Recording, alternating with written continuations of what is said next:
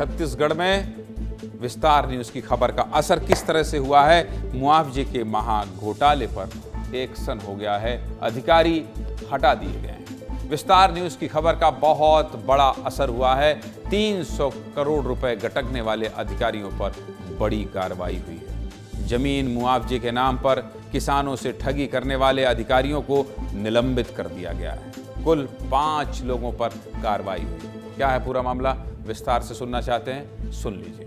1 मार्च को सीधे मुद्दे की बात में आपको एक खबर दिखाई थी। यह खबर भारतमाला प्रोजेक्ट के तहत बन रहे रायपुर से विशाखापट्टनम एक्सप्रेसवे से जुड़ी थी। इस खबर में मैंने बताया था कि जमीन मुआवजे के नाम पर जिले के कुछ अधिकारियों ने धांधली की है और अधिकारियों को अगर जमीन कहीं मिल जाए तो आप समझ रहे हैं, और कहीं राजस्व का कोई जानकार अधिकारी मिल जाए तो जमीन में बहुत बड़े बड़े खेल करता है। इन अधिकारियों ने व्यापारियों के साथ मिलकर किसानों को प्रलोभन दिया और अभनपुर के पास जमीनों को छोटे छोटे हिस्सों में बांट दिया, जिसके चलते 35 करोड़ के बदले में 326 करोड़ का मुआवजा देना पड़ा। सोचिए, देना पड़ रहा है।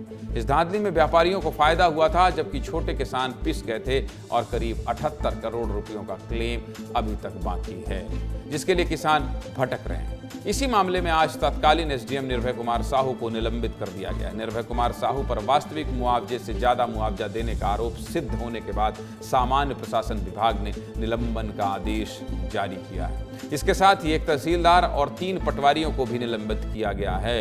इस धांधली के बारे में आपको विस्तार से समझा देता हूं, समझ लीजिए क्या हुआ।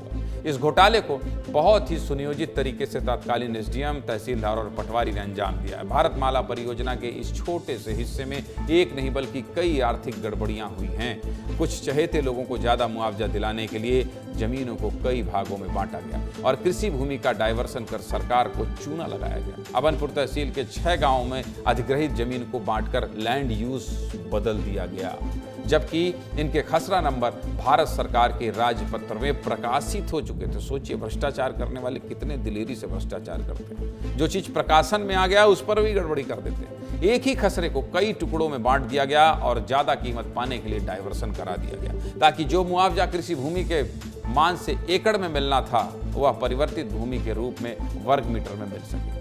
रायपुर की भू अभिलेख शाखा के दस्तावेजों में आज भी इस खसरा नंबर की जमीन शासकीय भूमि के तौर पर दर्ज है। इस घोटाले में एक ही सरनेम के कई लोगों को लाभ पहुंचाया गया है, जो एक ही परिवार के लगते हैं। इस पूरे मामले को लेकर क्या कह रहे हैं कैबिनेट मंत्री टंकराम वर्मा, सुनिए जरा। भारतमाला परियोजना में प्रकाशन के बाद जमीन की खरीदी बिक्री हुई है और खसरे का बटांकन हुआ है। ये अनियमितता की शिकायत आई है और इस पर जांच चल रही है। कुछ लोगों पर कार्रवाई हुई है, कुछ को निलंबन किए हैं और अभी आगे और इसमें जांच करेंगे। तो 3 पटवारी को निलंबित किए हैं, एक तहसीलदार को निलंबित किए हैं और अभी कुछ डिप्टी कलेक्टर है जिस पर और कार्रवाई होना है। मंत्री टंकराम वर्मा कह रहे हैं आगे और कार्रवाई की जाएगी। ऐसे अधिकारियों पर सख्त से सख्त कार्रवाई होनी चाहिए, क्योंकि इन्होंने भारत सरकार को करोड़ों रुपयों का नुकसान पहुंचाया और इनके चलते छोटे किसान भी मुआवजे के लिए परेशान हैं। सब कुछ बता दिया, आगे जो अपडेट होगा वो भी बताऊंगा। और रोहित मिश्रा जो मेरे सहयोगी हैं, आपको शाबाशी भी दूंगा, क्योंकि आपके खुलासे के बाद इतना बड़ा असर हुआ।